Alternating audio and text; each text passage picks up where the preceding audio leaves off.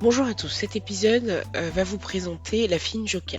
La Fine Joka a été écrit par Papou Item que je rencontre justement dans cette interview et l'idée de nous parler des défis que peut rencontrer une femme entre sa beauté, son intelligence, sa carrière et sa vie de famille. Et je trouve que dans ce roman c'est plutôt très bien abordé, donc je vous souhaite un bon visionnage, une belle écoute si c'est sur Spotify. En tout cas, merci à tous pour vos commentaires, vos partages et surtout vos likes et ça contribue à faire évoluer le podcast. Encore merci et bon visionnage, à bientôt. Bonjour. Bonjour. Écoute, merci beaucoup d'être là. Je vais te laisser te présenter, mais voilà, je voulais vraiment déjà te dire bravo pour ton livre parce que je pense, là je parlais au nom de beaucoup de femmes et beaucoup de petites filles, je pense, qui vont le lire. Ça retrace un peu, je pense, enfin on veut pas tout être médecin, on va dire, mais ça retrace nos ambitions, nos rêves et surtout, je tenais à préciser, l'équilibre.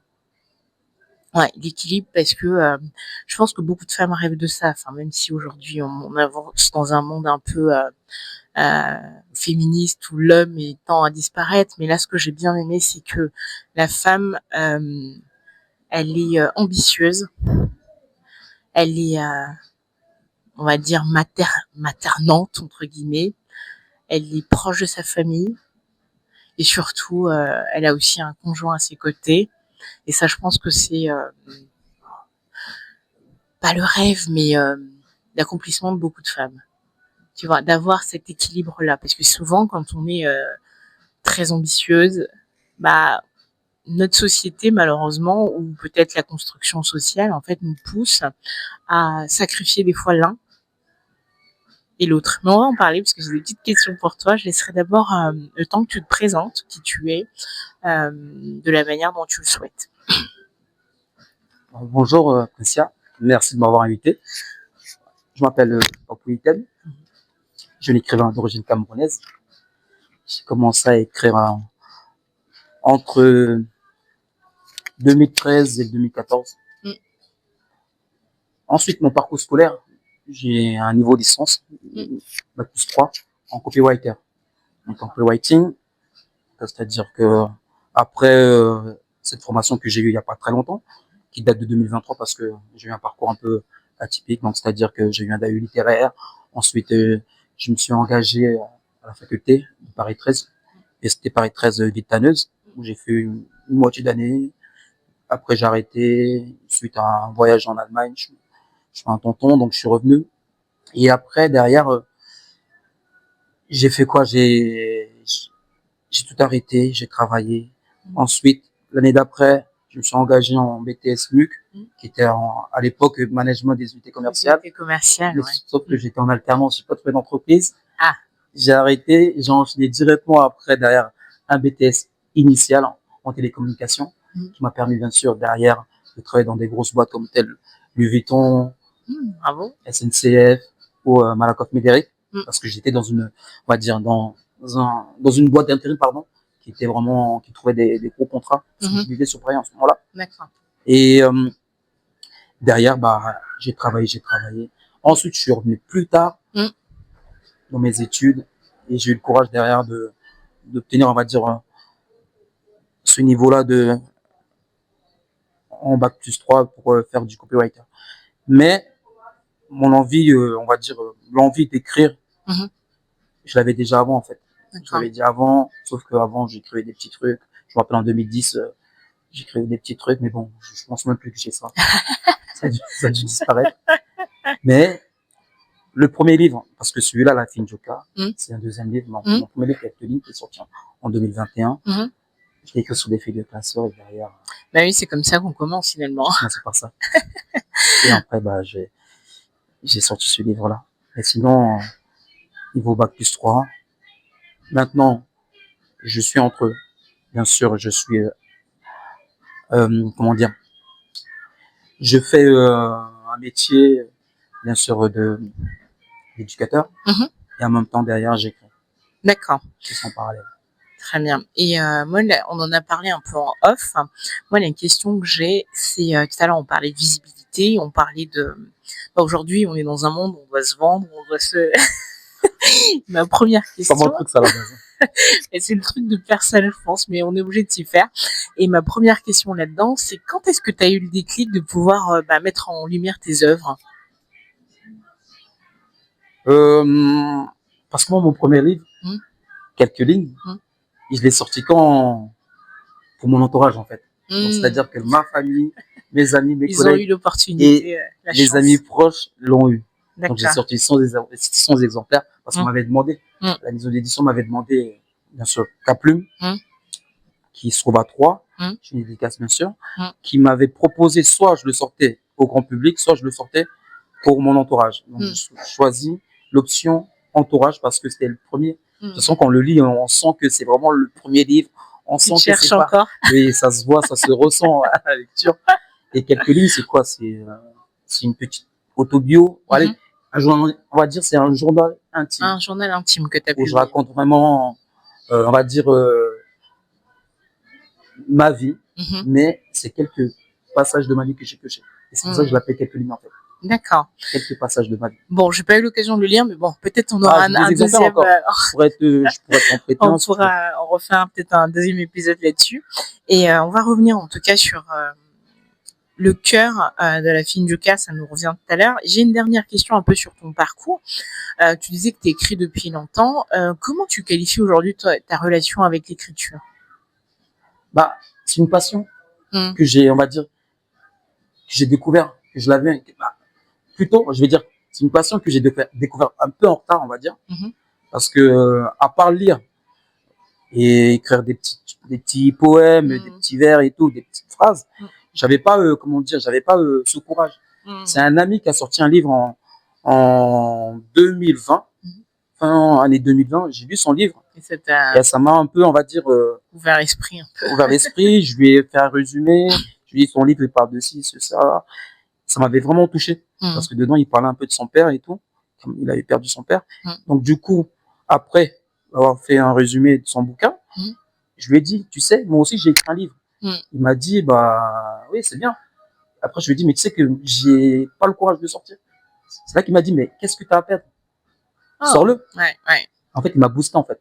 Exact. Dès qu'il m'a dit, qu'est-ce que tu as à perdre? J'ai dit, bah, j'ai rien. Ah bah, sors-le alors. Ouais, exactement. C'est ose. Et là, j'ai osé. Faire, ouais. Bravo. C'est vraiment le verbe oser. Ouais, mais parce que de toute manière, c'est le plus compliqué dans tout, dans tout ce qu'on a envie, dans les rêves, dans tout, c'est passer à l'action. Et surtout, moi, je suis une personne, j'aime pas me montrer, j'aime pas me dévoiler. Je suis quelqu'un qui. Ah, mais là. Qui aime bien se cacher. Mais justement, par moi, en fait, de nature. Bah là, justement, par l'écriture, on découvre aussi, mais on va y revenir. Je trouve aussi une forme de sensibilité pour un homme. Ouais, vraiment, bravo. Non, mais bravo, parce que je trouve. Moi, je suis sensible. Voilà, moi, j'admire les hommes sensibles, parce que je trouve que c'est un bel équilibre, tu vois, parce qu'on a cette habitude d'avoir des hommes forts, mais je pense que le fait d'être sensible aussi de temps en temps, ça donne une beauté chez un homme. En tout cas, bravo. En tout cas, bravo pour ça. Oui, mais c'est ce que je dis, justement. Moi, après, derrière, j'ai ma sensibilité. Oui, mais justement, c'est ça que je trouve beau, justement, d'avoir cet équilibre-là. Tu vois, parce que je trouve que quelqu'un qui se cache derrière cette espèce de force tout le temps, mais en fait, c'est comme un robot. Et finalement, il n'y a pas de vie. Ah non, je suis un robot. Ouais. J'ai toujours dit, je suis pas un robot. On me programme pas. Je peux rigoler maintenant et demain me mettre à pleurer. Ouais, mais ça, c'est beau. En tout cas, bravo, parce que ça ressort énormément, notamment dans la fin. Parce que il y a beaucoup de gratitude, beaucoup de remerciements, et on sent que ça te touche. Ouais. Et que tu parles beaucoup d'amour aussi, ça c'est chouette. Ah, il y a beaucoup d'amour dans mes livres. Ouais, ça c'est vraiment chouette. Moi j'ai été, tu vois, finalement, moi ma conclusion de ce livre-là aussi, c'est, en soi, l'histoire elle est, on va dire classique. Mais ce qui m'a plus touchée, c'est la découverte de l'auteur. C'est plus toi qui m'a plus touchée, vraiment. Tu vois, autant l'histoire, on peut la rencontrer chez d'autres personnes, mais je me suis dit, waouh, entre l'échange qu'on a eu, comme j'échange avec tous les auteurs, de 10 minutes, et puis ton livre, là, je découvre vraiment un autre univers. Bravo pour ça, vraiment. Merci. Ouais. Écoute, on va rentrer dans le cœur du sujet. Écoute, en tout cas, je vais faire un petit, comme j'ai l'habitude de faire, un petit prologue, ou en tout cas ma façon d'analyser le livre, La fine Joca. Sans forcément rentrer dans le détail, je vous remettrai les liens, bien sûr, en dessous de la vidéo. Moi, ce que j'ai aimé, bah, déjà en tant qu'Africaine, de se retrouver. Ah, je savais pas que t'étais africaine. Non, je plaisante. Ça se voit un tout petit peu quand même. Je plaisante, je plaisante. En tout cas, de se retrouver dans mes racines, pas forcément camerounaise, mais moi je suis plutôt Congo. Mais en tout cas, on s'y retrouve. On s'y retrouve parce que bah il y a des valeurs profondes, la famille, le comment dire ça, le commérage. On se retrouve pas mal là-dedans. On se retrouve aussi, ce qui est bien, c'est que on se retrouve aussi, même si on ne connaît pas, bah, dans le Cameroun finalement, dans cette petite partie que tu décris, dans la ville. Ça, j'ai trouvé ça vachement bien parce que ça nous fait voyager. Ça, c'est vraiment bien. Et C'était ça le but. ouais, bah oui, vraiment. Ça, c'est important parce que ça nous fait vraiment voyager. Et dernier point qui est le sujet crucial, c'est vraiment cette femme au centre, du livre. Et je vais commencer par là. Pourquoi mettre en lumière la femme? Bah, pourquoi la femme? Moi, j'ai une femme que j'aime énormément, qui est toujours là. À l'heure où on filme, bien sûr, où on fait cette vidéo, pardon, elle a 81 ans, c'est ma grand-mère. Ouais. Parce que j'ai plus ma mère maintenant, donc c'est ma grand-mère. Et c'est grâce à elle que je suis là aujourd'hui. Après, maintenant, l'histoire de la Finjoka, bah, c'était, j'ai voulu faire ça parce que c'est basé sur une histoire vraie, même si derrière il y a beaucoup de choses que j'ai rajoutées. C'est une fille que j'avais rencontrée en 2014, avec qui j'ai plus trop contact maintenant, mais on elle m'a beaucoup inspiré à écrire ce livre-là. Et, et derrière, bah, avec tout ce que j'ai vu autour de moi, parce que j'ai été élevé par des femmes, je cite ma mère et ma grand-mère, Ouais, j'ai vu plus ça. ma tante aussi. J'ai trois femmes qui comptent énormément dans ma vie. Donc il y a ma mère, que je n'ai plus, ma grand-mère, qui est toujours là, et ma tante Esther, Esther Stéphanie. Donc, comme j'ai vu, j'ai entendu beaucoup de choses qui étaient autour de moi par rapport à la femme, par rapport à mes voyages, et même ici en France, parce que j'ai eu la chance d'y aller souvent au Cameroun, et c'est ça qui m'a inspiré. Et je voulais mettre la femme en valeur, parce que on met toujours, on rabaisse plutôt la femme, surtout que le mot joka, il veut dire beaucoup de choses, et pas des choses pas forcément positives. Exactement. Je l'ai compris. Donc j'ai voulu jouer avec ce mot-là, et ça m'a donné une belle histoire. Et ce qui est bien, c'est que beaucoup de femmes m'ont dit, bon, c'est un bon livre, l'histoire elle est bien, je me suis vu dans cette fille-là, et je me suis dit, bah c'est génial, quoi. Mais sinon, c'était vraiment une dédicace pour la femme, quoi, en général. Bah écoute, en tout cas, moi, j'ai trouvé ça bien, et je salue aussi justement ce clin d'œil-là, parce que surtout la femme africaine, comme tu le disais, elle est rabaissée souvent, elle est cantonnée à la vie de famille, puisqu'on a d'autres talents autres que la vie de famille. Et ça, je trouve ça vachement bien, vraiment. C'est un bel équilibre que tu as voulu mettre. Et donc, tu parlais, on va revenir un peu, je vais te taquiner un peu sur cette fille qui t'a inspirée. Qu'est-ce qui s'est passé? Parce que, si on rentre un peu dans les détails, j'imagine que tu as dû avoir peut-être une histoire avec elle. Et qu'est-ce qui s'est passé à la suite de ça? Est-ce que tu t'es dit, cette fille, elle m'a tellement marqué qu'il faut que j'écrive sur elle? Ou c'est quelqu'un qui t'a vraiment aussi touché et que tu avais envie de raconter un peu cette histoire? En fait, l'histoire, je me suis inspiré d'elle par rapport au titre. Mais après, ce que je rajoute derrière, ça vient pas d'elle. Parce que bah, tu vas nous raconter. malheureusement, on va dire, dans la vie, on n'a pas ce qu'on veut, et souvent il nous arrive des choses. Donc, ce sont des aléas de la vie, on n'a pas, on fait avec. Mais je me suis inspiré de cette fille-là, de ce qu'elle faisait en général. Et après, derrière, j'ai rajouté des personnages qui n'avaient rien à voir. Parce qu'elle n'a pas 3 frères, donc... Oui, mais justement, moi, ce qui m'intrigue vraiment, c'est de se dire, bah, tu aurais pu être inspiré par une autre femme. Enfin, j'en sais rien. Non, elle, mais parce là, que ça m'a vraiment voilà. marqué. Oui, mais justement. L'été 2014, c'était des vacances magnifiques. J'étais descendu pour un événement familial, donc et c'était vraiment, on va dire, un été qui m'a fait voir le Cameroun différemment. D'accord. Et j'ai vu la fête au Cameroun Ouais. pendant ce moment-là Ouais. avec elle. Ouais. Et c'est pour ça, en fait, j'ai D'accord. mis une joker derrière. Parce qu'on a vraiment fait du joker, en fait. On Sur a vraiment la fêté, fête. quoi. Ouais. Ben, tu sais, les fêtes, les sorties, Ouais. quand on est jeune, donc... Et justement, si j'étais une petite fourmi et que je me mets dans ta tête, là, et qu'à ce moment-là, vous passez votre été, beau Cameroun, enfin, tout ça, et qu'est-ce qui se passe dans la tête de Papou quand il... Qu'est-ce qui se passe? Il se dit, punaise, cette fille-là, elle m'a vraiment marqué. Il y a quelque chose qu'il faut que je raconte. Qu'est-ce qui se passe concrètement? Si on est une petite fourmi, qu'on est dans tes pensées. Bah, elle m'a tellement... En fait, j'ai fait des choses que j'avais jamais fait, en fait. Ah, elle t'a emmené dans des zones... Ouais, c'est T'as vraiment sorti ça. de ta zone de confort. Ouais. Mm. Parce que en fait, c'est ça qui m'a donné envie d'aller tous les 2 ans après au Cameroun. Ah oui, carrément. Ouais, parce Elle que t'a fait découvrir carrément... 2014, avant 2014, la dernière fois que j'étais allé, ça datait de 2006, 2005. Ah oui. Ouais. Donc je 7 ans reviens au après, Cameroun, ouais. je connais pas le Ouais, longtemps. Cameroun, et je découvre, comme on dit, le dehors, l'extérieur, je découvre la jeunesse camerounaise. Donc après, derrière, c'est ça, en fait. Et quand je suis revenu des vacances, bah, j'étais pas en train d'écrire ça, j'étais sur mon premier livre. Mais quand j'ai fini, j'ai même pas fait, j'ai fait quelques mois après la sortie de mon premier livre. Et là, tu t'es J'ai dit... commencé à écrire. Et ça a été vite, hein. La Finjoka, Princia, je l'ai écrit en, allez, 6-7 mois, je l'ai écrit. Ouais, bravo. Et malgré ça, on m'a dit, t'aurais pu aller plus loin.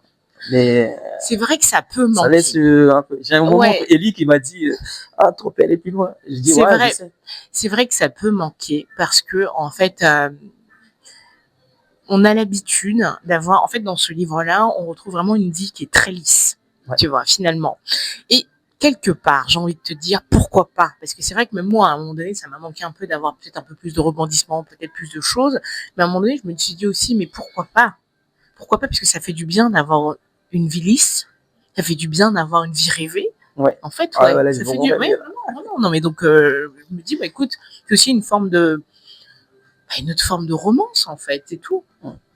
Et j'avais une question aussi. On parlait justement de la lumière des femmes. Là, on parle vraiment d'une femme qui est réussie, finalement, qui est complète. Elle a fait des études de médecine, elle s'est amusée, elle a eu son mari, elle a eu ses enfants. Est-ce que c'est un modèle, toi, aujourd'hui, que tu prônes, que tu...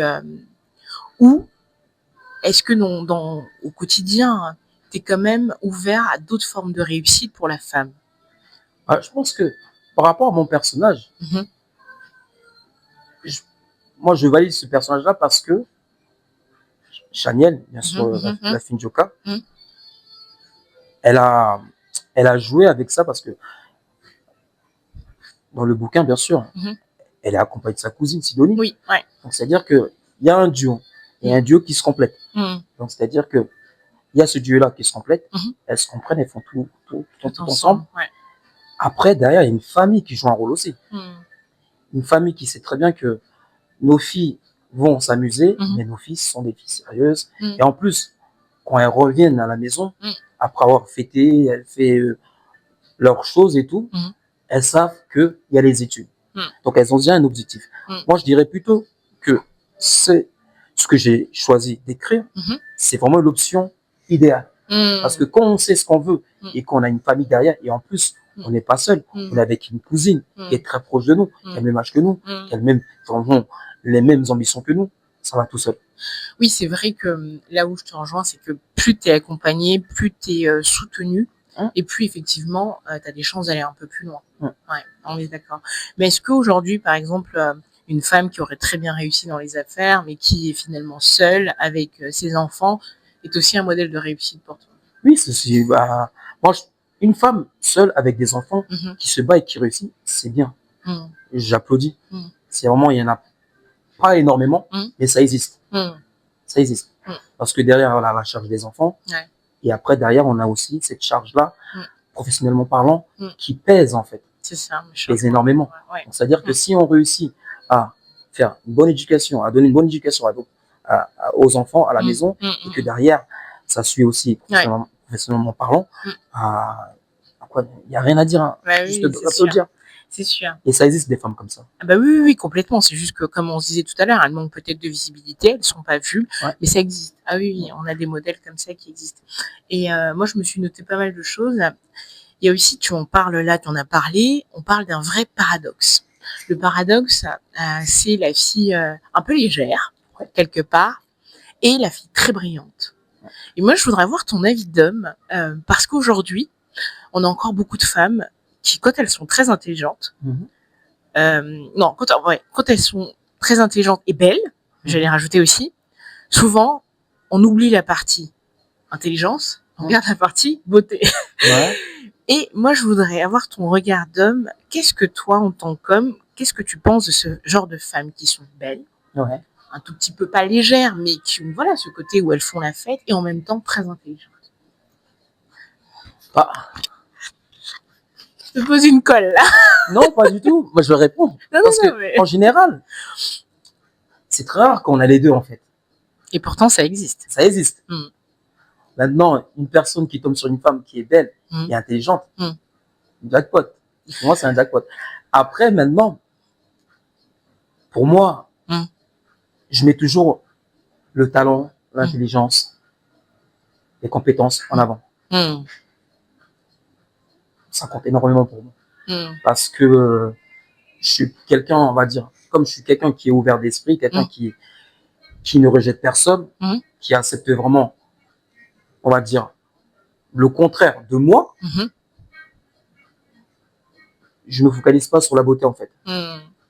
Ouais. Maintenant, si la femme, elle est belle et intelligente, c'est un plus. C'est un plus. Ouais.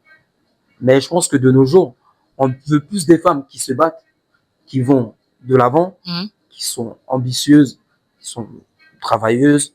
Et après, derrière, je pense que la beauté vient après. Après, je sais pas. Hein. Mais je pense que de nos jours, maintenant, la plupart des femmes veulent vraiment être, ou veulent montrer qu'elles sont au même niveau que les hommes, parce que on pense toujours que la femme est en dessous. Alors qu'il y a des femmes qui sont largement au-dessus. Ah bah oui. Ouais. Donc, c'est pour ça que moi, je mets des compétences et valoriser ça aussi. Et dire aussi que il y a des femmes qui sont plus fortes que les hommes. Niveau compétences, niveau intelligence. Après, maintenant, l'intelligence, ça dépend. Exactement, parce que chacun, oui, moi, je pense que personne n'est bête, hein. On est tous intelligents, je suis chacun a son domaine. Ouais, je suis d'accord avec toi. C'est ça. Et justement, je reviens là-dessus parce qu'aujourd'hui, c'est vrai que quand on est belle, souvent on va voir que notre beauté. Ouais. Quand on est intelligente, on va voir que notre intelligence et ça fait peur à certains hommes. Ça fait peur. J'y viens juste avec ma question. Ça fait peur parce que on est dans une société encore où l'homme, comme tu l'as dit très bien, l'homme est classé au-dessus de la femme, alors que finalement on a tous un cerveau, on est tous intelligents et comme tu le disais, par talent et par compétence. Et moi, je voudrais avoir ton point de vue là-dessus. Qu'est-ce qui fait, notamment nos cultures africaines, qu'est-ce qui fait que l'homme aujourd'hui n'accepte pas encore que sa femme soit des fois plus brillante que lui, même si dans les faits c'est pas le cas parce qu'ils sont tous les deux intelligents. Mais par exemple qu'elle brille, elle va gagner plus, elle va avoir un statut social qui est mieux. Qu'est-ce qui fait que l'homme africain a encore du mal à accepter ça, selon toi, hein, c'est juste ton avis? Selon moi, c'est une question d'ego en fait. Ah. Je suis africain, j'ai des origines africaines. Ouais. Donc moi personnellement, je pense, si on est en couple, on doit accepter. Ah mais souvent c'est l'issue de beaucoup de séparations. Je pourrais pas me mettre avec quelqu'un qui n'accepte pas qui je suis maintenant ou avant. Parce qu'avant de se rencontrer, j'avais une vie avant. Maintenant, on se met ensemble, on est au présent. Mais si on se met ensemble, ça veut dire que on a accepté chacun de nous de cheminer aussi. Ouais. Et après, maintenant, on se met d'accord pour le futur. Parce qu'on est au présent. Donc, je pense que pour moi, je parle bien sûr en Afrique, je pense que c'est une question d'ego en fait. Je te rejoins. Parce que si on met de l'ego de côté, je pense que tout peut, tout baigne quoi. Ouais, on est d'accord. Je pense aussi, après je suis pas un homme, mais en tout cas je pense aussi qu'il y a beaucoup d'ego au niveau des hommes. Et tu mets aussi en lumière ce que j'ai beaucoup aimé, la tradition. Vraiment, les familles, mariage, et puis même c'est bien décrit, la dot, tout est bien décrit. Tout est à la porte. Voilà. Et Je voudrais savoir, quelle est la portée pour toi aujourd'hui, notamment à notre époque, hein, c'est volontaire, bientôt 2026, quelle est la portée de ces traditions? Est-ce qu'elles sont encore vivantes ou elles tendent à disparaître? Elles disparaissent. Et pourquoi, à ton avis? Parce que, moi, je vais parler du Cameroun. On a je suis Bassa, moi. Moi, je pense que chez les Bassa, les coutumes chez les Bassa, on les perd, en fait. Et par contre, quand on regarde chez les Bamlékés, c'est différent. C'est encore présent. C'est encore présent. Les Bamlékés qui se trouvent à l'ouest du Cameroun. Ouais. Donc, ils sont encore, on va dire, dans les coutumes. Ouais. Ils ne dénigrent pas leur culture. Après, je dis pas que chez les Bassa, on les dénigre. Chez les Bassa, parce que je suis Bassa, je vais parler chez les Bassa. Chez les Bassa, on le fait toujours. On est toujours dans les coutumes, mais de moins en moins. Et justement, qu'est-ce qui fait que ça disparaît? Il y a des générations, chez nous, les Bassa, en fait, comment dire, on les transmet plus, en fait. On les transmet plus, en fait. C'est soit tu t'intéresses comme moi, tu es curieux et tu y vas. Parce que moi, pour savoir comment ça se passait pour épouser une femme, Bassa, je parle parce que je suis Bassa, parce que sinon le reste, je ne sais pas trop. On m'a dû expliquer comment ça se passait. On m'a dit qu'il y a le toqué à la porte. Donc, en gros, tu vas voir la famille. Derrière, la famille t'accueille, te donne une liste de choses à acheter. Ça peut être de l'argent, ça peut être des biens, je sais pas quoi. Et derrière, tu reviens pour la dot avec tout ce qu'on t'a dit d'acheter et tout ce que tu dois donner. Donc, après, c'est une question de cinéma parce qu'après, derrière, on te ramène plusieurs femmes. Tu dois deviner c'est qui, celle que tu as. Mais c'est marrant. Mais après ça, si la famille de ta femme, ta future femme, plutôt, te valide, là, maintenant, tu passes à l'autre mariage. D'accord. Donc, chez nous, les Bassa, on a peut-être encore cette partie de la dot, mais tu as plusieurs choses qu'on ne fait plus. C'est bon. Après, je pense que les parents qui le font pas, peut-être ils ont, on va dire, entre parenthèses, je sais pas, ils ont choisi de pas le faire, ou peut-être ils s'y connaissent pas. Mais après, si l'enfant veut vraiment savoir, il y va.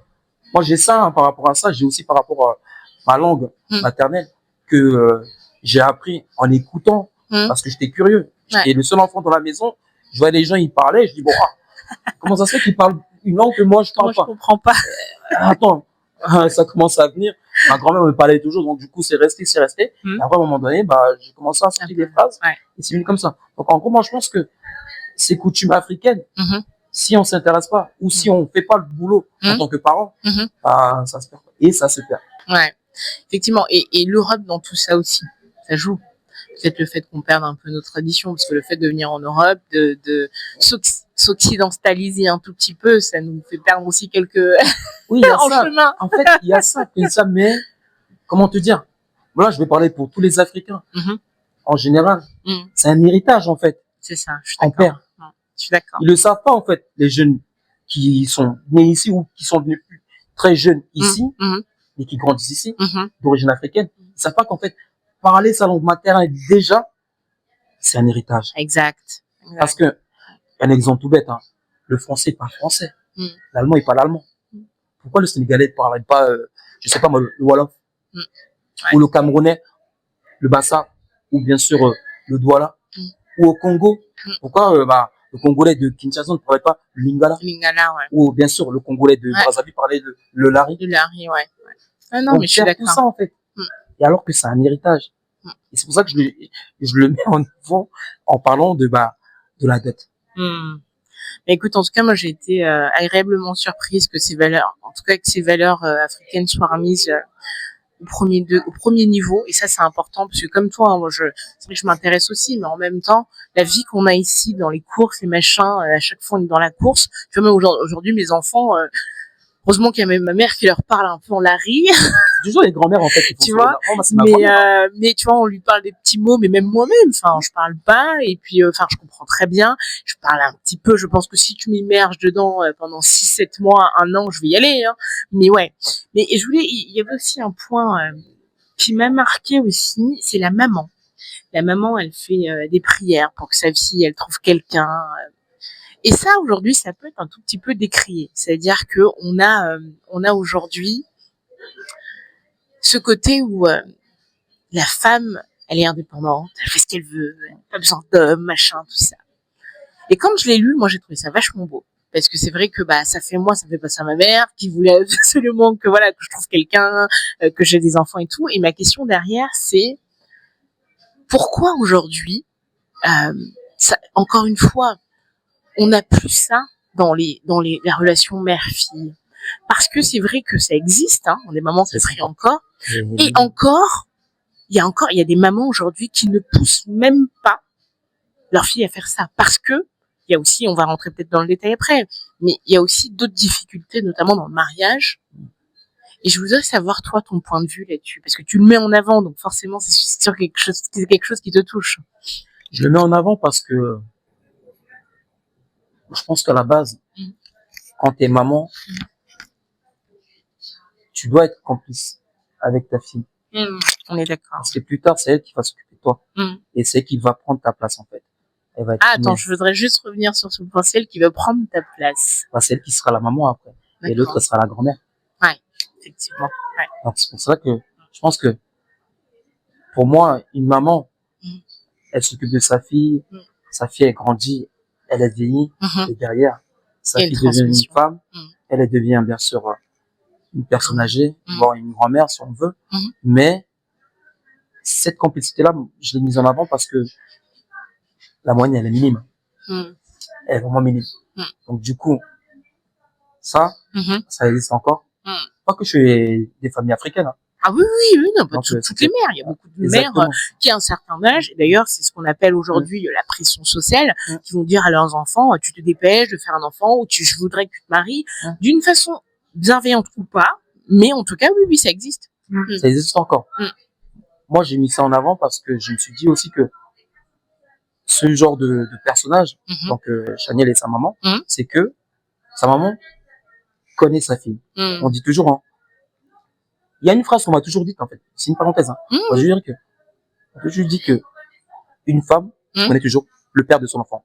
C'est le plus avec le père de son enfant. Donc là, la maman de Chanel connaît Chanel. Elle connaît sa fille, elle sait comment, de quoi sa fille elle est capable. Mais derrière, elle a cette partie un peu, bien sûr, on va pas se cacher, dans la croyance. Donc elle fait des prières, bien sûr, et espérer. Et derrière, on voit ce que ça donne. Bah oui, c'est sûr. Mais cette complicité-là, je pense que elle doit continuer en fait. Parce que c'est peut-être méchant ce que je veux dire, c'est que quand on est maman ou on est parent et que sa fille passe son temps dehors, on n'est pas en sécurité, on dort pas la nuit tant que sa fille n'est pas rentrée. Malgré qu'on sait ce que fait la fille dehors, mais comme on dit, l'extérieur est toujours dangereux. Oui, mais sûr. Dans mon personnage, c'était ça le cas en fait. Sauf que sa maman, elle a cru et derrière, ça a donné quelque chose de bien quoi. Et si je fais un peu l'avocat du diable, j'ai 2 dernières questions sur le livre. Je fais vraiment l'avocat du diable. Je suis une fervente féministe et je lis ton livre. Et là, je suis complètement abasourdie. Je dis mais c'est qui ce type qui a écrit des vermines comme ça parce que il pense encore que la femme elle a besoin d'un homme et qu'elle a besoin de quelqu'un pour réussir. Qu'est-ce que tu me dirais? Non, mais moi j'ai pas dit qu'elle avait besoin d'homme à la base. Quelque part, on voit un peu le cheminement. Oui. Quelque part. C'est pour ça que je dis, je fais volontairement l'avocat du diable. Mais on voit un peu le cheminement de la personne. Elle aurait pu très bien être médecin sans avoir un homme, sans se marier, et sans avoir aussi toutes ces relations qu'elle a eues. C'est pour ça que j'ai pas envie de raconter l'histoire, mais mon personnage a des moments difficiles avec les autres. Oui, on en parle. À un moment donné, même, elle a 2 doigts de... Oui, je vois, on en parle. Moi, je dirais plutôt à cette femme qui n'est pas contente, féministe, tout ça, écoute. Mon livre part d'un point de départ qui, bien sûr, un point de départ pour tout le monde. Mais sauf que pendant les passages de sa vie, elle passe par des hauts et des bas. Sauf que derrière, elle a déjà, on va dire, son objectif en tête, c'est de réussir déjà. Parce qu'elle pense pas à... Oui, elle pense pas forcément aux hommes. À se marier. Elle a déjà un objectif parce que... En fait, ça lui arrive sur le... Donc, pas dans son parcours, bien sûr.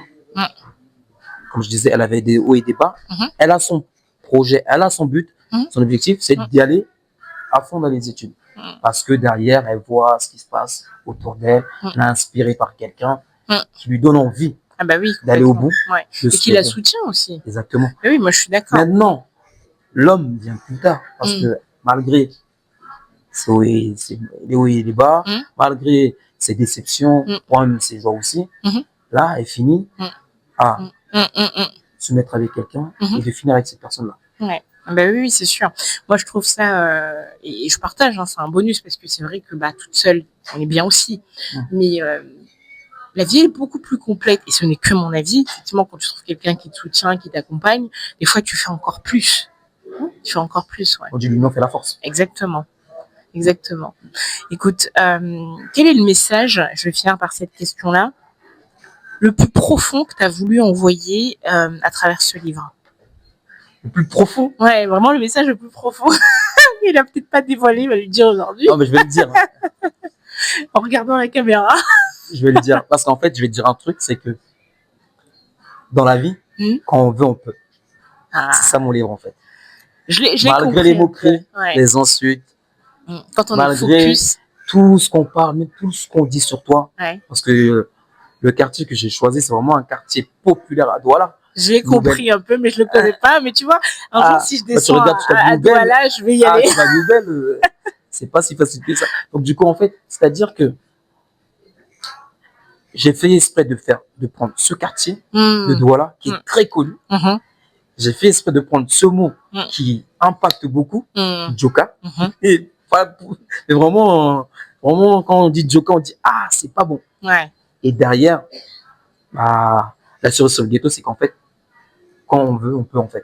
Ouais. C'est ça mon livre.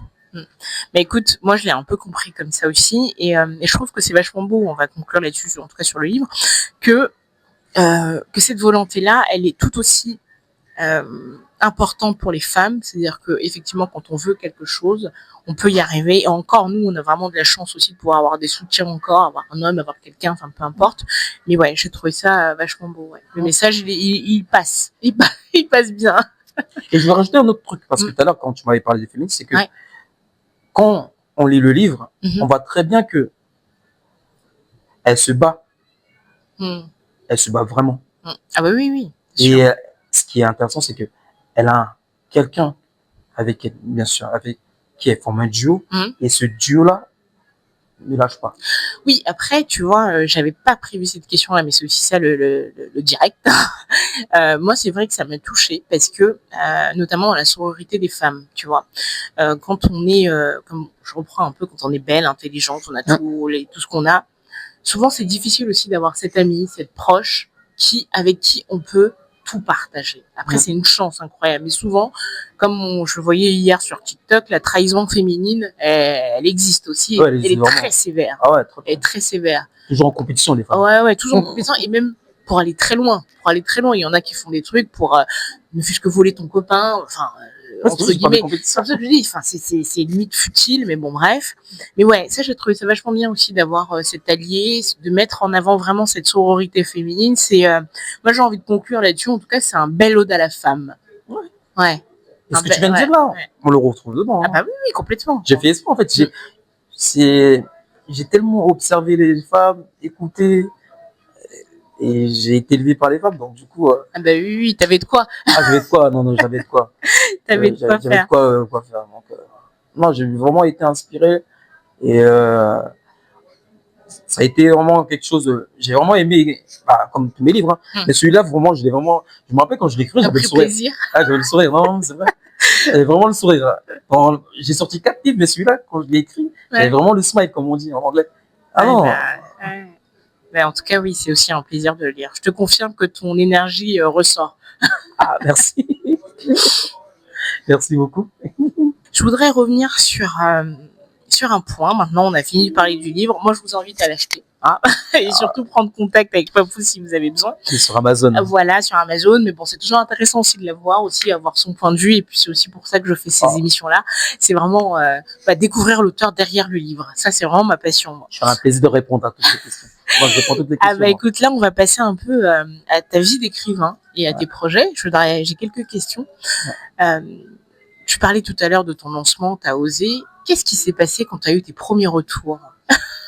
Pour mon premier livre, Peu importe que tu as commencé à avoir des le premier retours, livre, on m'a déjà encouragé, on m'a dit bravo, ouais, tu l'as fait. ouais. Parce que ce qui est marrant, c'est que dans mon premier livre, à un moment donné, j'ai cru, je sais pas si un jour ce livre il sortira. C'est vrai en plus, hein, c'est vrai. Ah, Ceux qui ont lu le livre, ils le savent, ça. Ils le savent, je l'ai vraiment écrit. Et non, mais je pense que l'envie d'écrire derrière, après mon premier livre, c'était... je suis quelqu'un, j'aime bien les challenges en fait. Ouais. Je disais aux gens, c'est mon premier, mais ça sera pas le dernier. Bravo. Ouais. Bien joué, bien joué. Et après, parce que là, je suis au 4e, je pense qu'on parlera tout à l'heure de mes futurs projets. Oui. Mais le premier livre, j'avais dit, ça sera pas le premier ni le dernier. Et après, derrière, 2021, quelques lignes, 2022, La Fine Joka, 2023. Tous les ans. Calme et 10 mois. Non, après, j'ai fait 2025. Ah bon, cette année, avril 2025, donne. Non, parce que j'avais eu une pause derrière par rapport à... Je sais même plus c'était par rapport à quoi.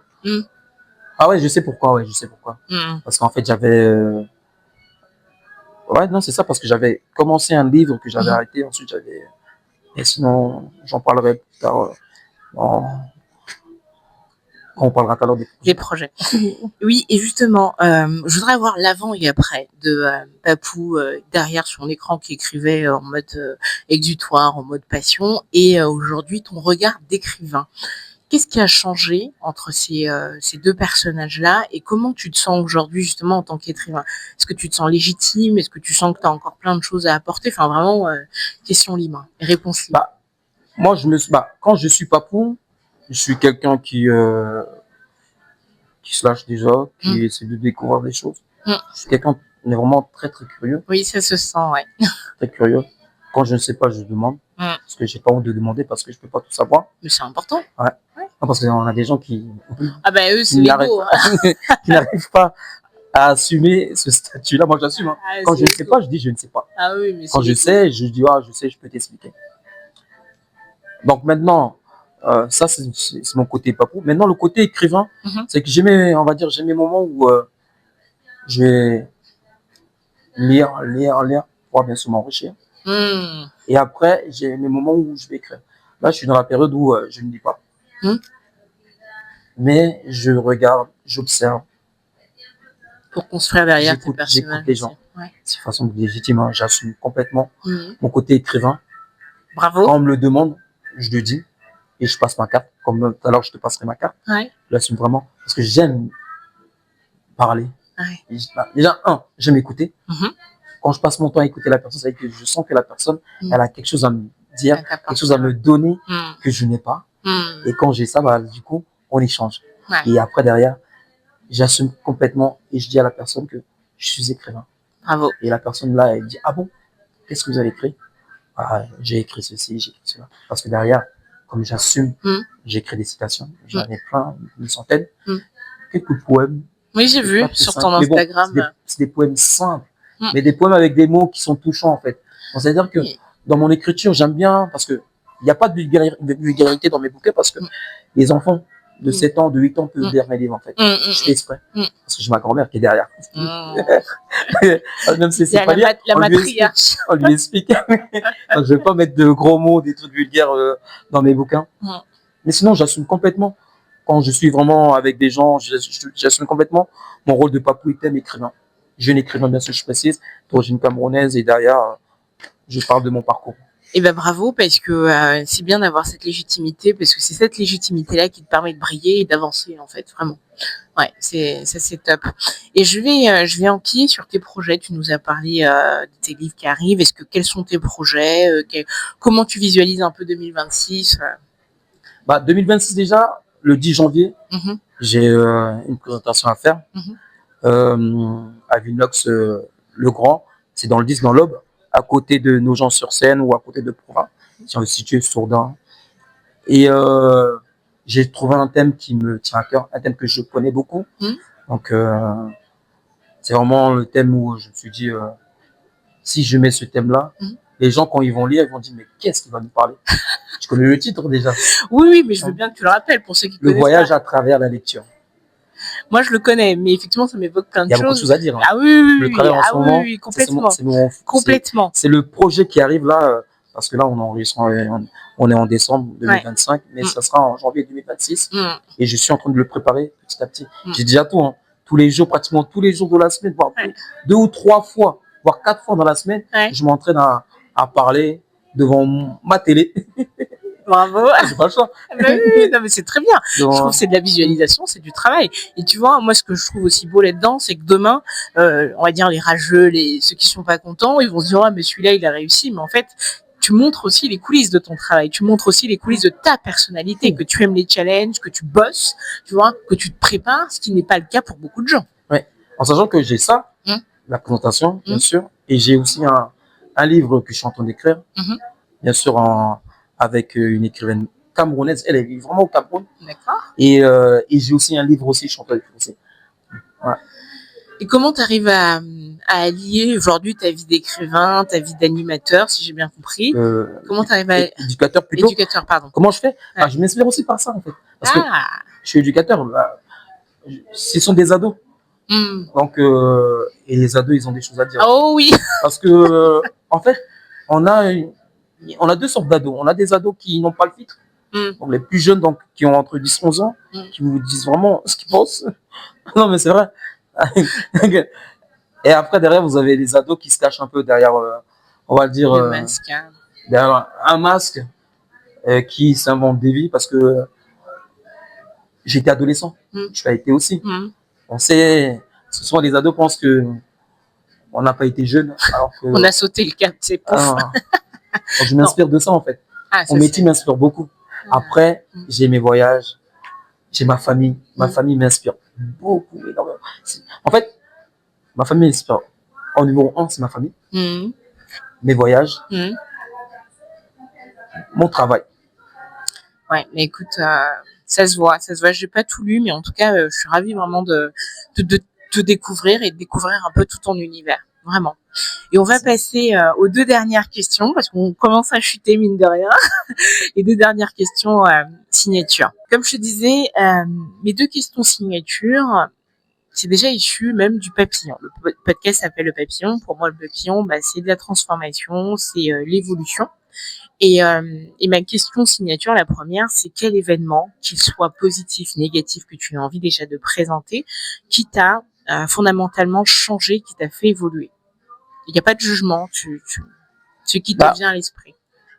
Moi, ce qui m'a vraiment changé, en fait, c'est pas quelque chose de positif, malheureusement. C'est quelque chose de, on va dire,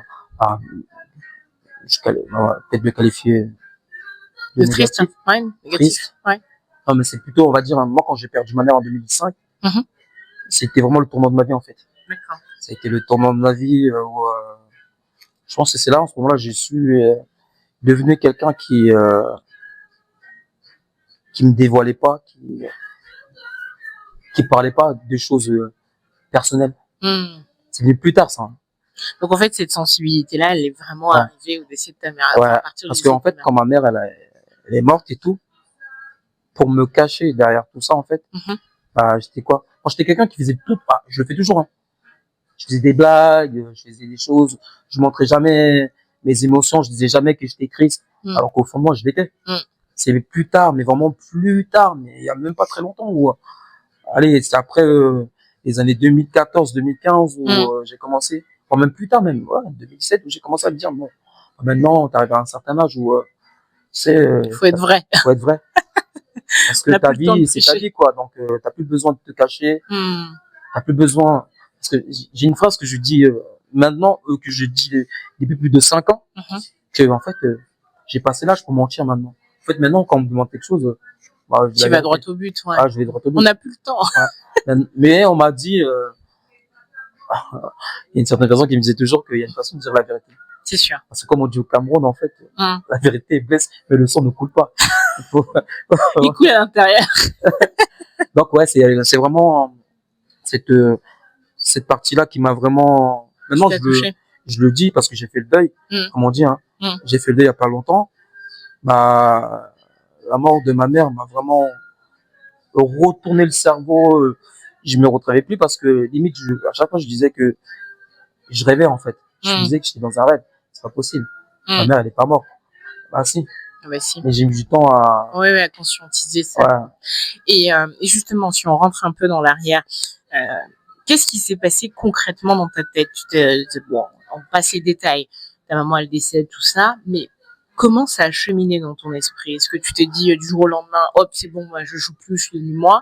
Ou sinon, est-ce que tu as eu peut-être un moment de deuil qui était profond, de souffrance, et puis après, tu t'es relevé petit à petit? Ah, franchement, j'ai mis du temps parce que après la mort de ma mère, c'était parce que j'ai toujours été un enfant têtu. Et je suis toujours, mais en parcimonie. Je travaille sur ça. Je crois qu'on est tous têtus. Ça a été un choc en fait. Ouais. Un truc je suis avec c'est parce que c'est la vie comme on m'a dit. C'est que ce choc-là m'a vraiment retourné le cerveau. C'était comme si c'était un traumatisme en fait. Bah oui, je vais très loin en disant ça, mais ça l'est, tu sais. On arrive avec nos parents, on ne connaît qu'eux, et du jour au lendemain, on les perd. Parce que là, je vais parler d'un truc, mais bon, j'ai jamais dit, je pense que ça pour moi. Je veux dire, en fait, quand ma mère était en vie, je faisais tout ce que je faisais, ça marchait. Tout ce que j'avais envie de faire, je le faisais. Mais quand ma mère, elle est décédée, j'avais plus envie de faire tout ça. Ouais, ça t'a mis dans une dépression. Que je ne montrais pas. Parce que dans les familles africaines, on ne montre pas ses émotions. Cette vulnérabilité-là, on la cache. Surtout pour vous, les hommes, c'est plus compliqué. Ouais, c'est compliqué chez nous, les hommes. On dit pas qu'on va aller consulter un psy. Non, on ne fait pas. Mais bon, on a la famille. Mais même devant la famille, on a du mal à se dévoiler. Assumer, à assumer, à dire que ça fait mal quand même. Mais non, ça a été vraiment un choc. Et j'ai travaillé sur ça, en fait. J'ai travaillé et c'était pas facile. Et comme je disais tout à l'heure, mon deuil, je l'ai fait il y a pas longtemps. Parce que j'imaginais même pas, j'avais pas encore réalisé, en fait. Pour moi, je pensais que j'étais dans un film américain. Ah oui, carrément. Ouais, non, mais après, j'ai pas perdu mes parents, mais je sais que c'est une des douleurs les plus violentes qu'on peut avoir. Bah oui. Et souvent, surtout plus on vieillit, en fait, parce que nous, on vieillit, eux aussi vieillissent, c'est vrai. Et c'est vrai que, ça reste quand même quelque chose d'assez dramatique, Et du coup, ça t'a transformé. Et qu'est-ce que t'as mis comme action après, concrètement, une fois que tu t'es senti, on va dire, un peu revivre après cette dépression-là, qu'est-ce que t'as mis comme action, comme, tu vois, un pied devant l'autre, qu'est-ce que tu as mis concrètement? J'ai remis en place. J'ai ma famille qui me parlait. Et tu les as écoutés. Moi, j'ai eu une chance d'avoir une famille, en fait. Ouais. J'aime pas utiliser le mot chance, mais là, je peux l'utiliser parce que c'est vraiment, j'ai la chance d'avoir une famille. Ouais. J'ai eu la chance d'avoir une grand-mère qui était là. J'ai eu la chance d'avoir des oncles qui étaient là. J'ai eu la chance d'avoir une tante qui était là et voir même des tantes aussi. Et ici, si je parle en France, j'ai eu deux oncles qui vont se reconnaître, qui ont toujours été là pour moi. Et j'ai une tante aussi qui va se reconnaître aussi. Ma tante Esther Stéphanie qui va se reconnaître, qui a toujours été là. Et ma grand-mère qui a joué un grand rôle aussi. Donc, j'ai ces 4 personnes-là qui m'ont toujours.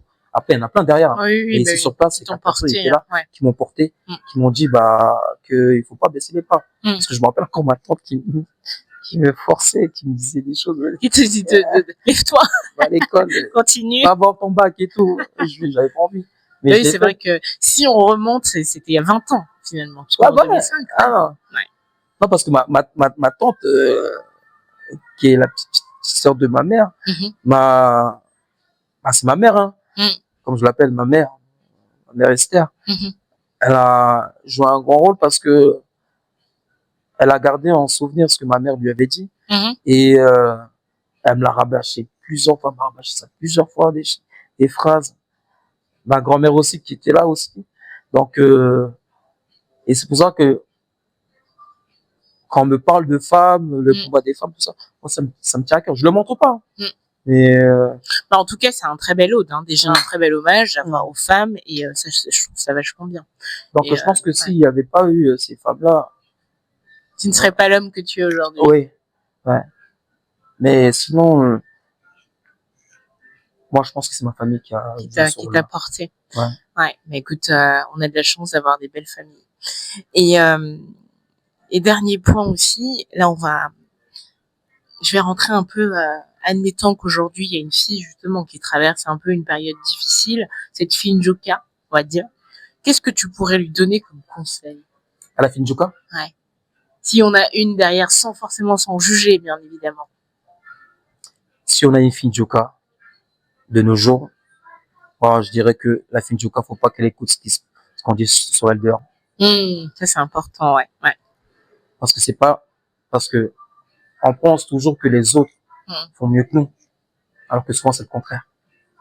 Attends, je veux bien que tu reviennes sur cette phrase. Elle est percutante. Ah, l'habit fait pas le moine. C'est vrai. Parce que le problème, c'est que on pense toujours que la voisine, c'est ou mieux. le copain, ou je sais pas, ou la secrétaire du magasin, je sais pas quelle marque je veux citer, Primark, Ouais. est meilleure que nous. On n'a pas de preuve. C'est vrai. Mais il faut se contenter de ce qu'on est. Il faut rester focalisé sur ses objectifs, en fait. Et comment on reste focalisé sur ses objectifs quand on est, entre guillemets, parce que je n'aime pas ça, mais j'aime pas catégoriser les gens, mais quand on est cette fille un peu légère et qui écoute un peu ce qui se dit à l'intérieur, comment on arrive à rester focus, finalement? 1. On vit personne. 2. Ne pas jalouser quelqu'un. 3. Respecter les gens. Et à la fin, on va se focaliser sur ses objectifs. Ouais, effectivement. Faut rester concentré, hein. Faut être... Franchement, c'est facile, comme je dis, hein, c'est facile à dire, mais pas facile à faire.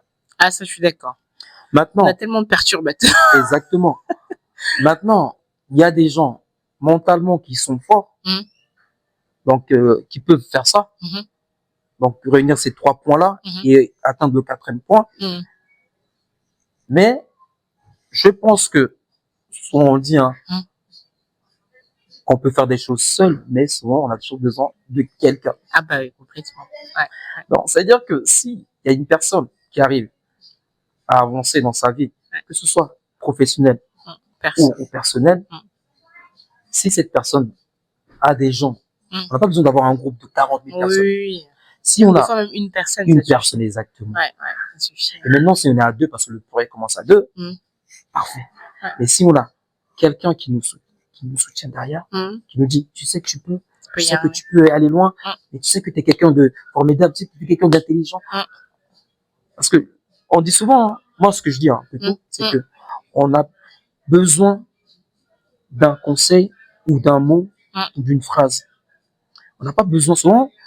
Je donne un exemple, quelqu'un qui veut se lancer dans un business, qui présente son projet devant sa famille, s'il y a 2 ou 3 personnes qui disent à cette personne, tu sais que tu peux, moi je crois en toi, je pense que ça joue énormément. Oh, crois-moi, oui. Je suis Par contre, si c'est le contraire, je suis d'accord. Ça va mettre, mais vraiment, la personne, barrières, en bas.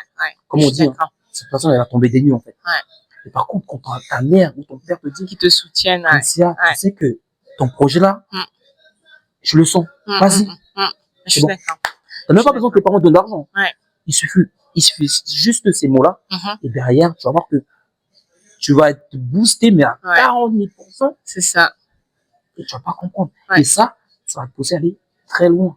Mais très, très loin. Mais je suis entièrement d'accord. Moi, j'ai été, moi-même, à l'époque, quand je me suis lancée, je me rappelle la phrase de mon père qui m'avait dit, j'ai dit, papa, je vais être un DEP. Il m'a dit, mais qu'est-ce que t'attends? Vas-y.